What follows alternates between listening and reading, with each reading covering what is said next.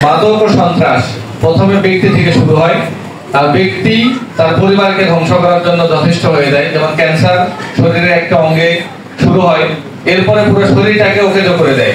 মানুষ বাইরে ফিটফাট থাকে, ভিতরে তার ব্লাড ক্যান্সারে আক্রান্ত হয়ে পুরো ব্লাড নষ্ট হয়ে যায়। এরপর এই ব্যক্তি যেমন একটা পরিবার পুরো শরীরকে নষ্ট করে দেয়, এই পরিবার একটা পরিবার আর একটা পরিবারকে ধ্বংস করার মাধ্যমে সামাজিক একটা অবক্ষয়ের সৃষ্টি করে।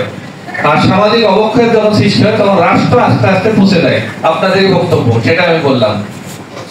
আমি একটা বাস্তব অভিজ্ঞতা বলি। মাদকদ্রব্য নিয়ন্ত্রণ অধিদপ্তর সহ বাংলাদেশ পুলিশ সহ বিভিন্ন প্রশাসনে আমার ব্যাচে, আমি 2006 সালের ব্যাচ, ও আপনাদের অনেক জুনিয়র, তো আমার ব্যাচের অনেকেই অনেক জায়গাতে আমার সিনিয়র জুনিয়ররা আছেন।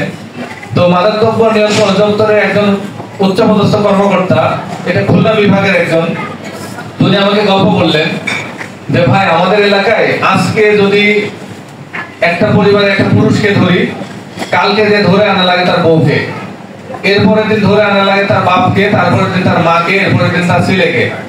এই বায়োরোটেশনে একজন ছাড়া পায়, সে এসে আবার মাদক দ্রব্যের কাজ শুরু করে, আরেকজন ভিতরে চলে যায়। মানে ওই পরিবারকে আমরা যে মাদক থেকে পুরো দূরে রাখবো এই অপশন নাই। তার কারণ আইনের কাছে যখনই চলে যাচ্ছে, ফাঁকফোকর দেখে জামিন নিয়ে চলে আসছে।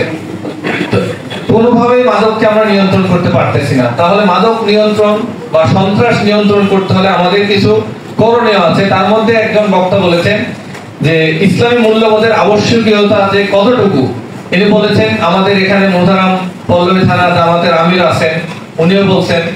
আরো ব্রিগেডিয়ার জেনারেল সাহেব আছেন, উনি ওনার আলোচনার মধ্যে বিষয়টা তুলে ধরেছেন যে ইসলামী আন্দোলন বাংলাদেশকে তারা কেন ভালোবাসেন সেটাও বলেছেন ব্রিগেডিয়ার জেনারেল সাহেব।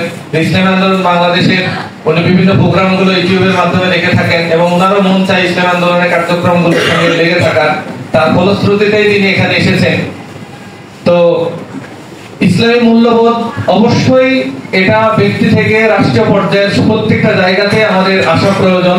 যদি আসে তাহলে মানুষের ব্যক্তিগতভাবে তাদের চারিত্রিক পরিবর্তন যখন হবে, পরিবারের চরিত্র পরিবর্তন হবে, সমাজ ও রাষ্ট্রের চরিত্র পরিবর্তন হবে ইনশাআল্লাহ।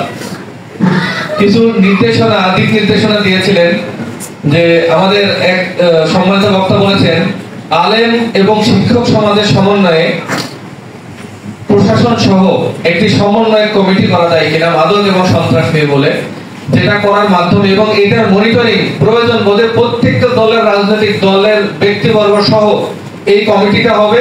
এবং তারা এরকম না যে শুধু ভুরি ভোজের জন্য 1 মাস পর পর বলবেন, 15 দিন পর পর বলবেন যে আমি পল্লবীতে বা আমি ঢাকার এই থানাতে বা এই ইউনিটটাতে আমার মাদক এই পরিমাণ সয়লাভ আগে ছিল, এটা কমে এরকম হয়েছে কিংবা বাড়ছে, বাড়লে এটাকে কমানোর জন্য কি উদ্যোগ নেওয়া দরকার, আর যদি কমে যায় তাহলে এটাকে আরো কিভাবে জিরোতে নিয়ে আসা যায় সেই ব্যাপারে তারা 15 দিন পর পর মনিটরিং করবেন।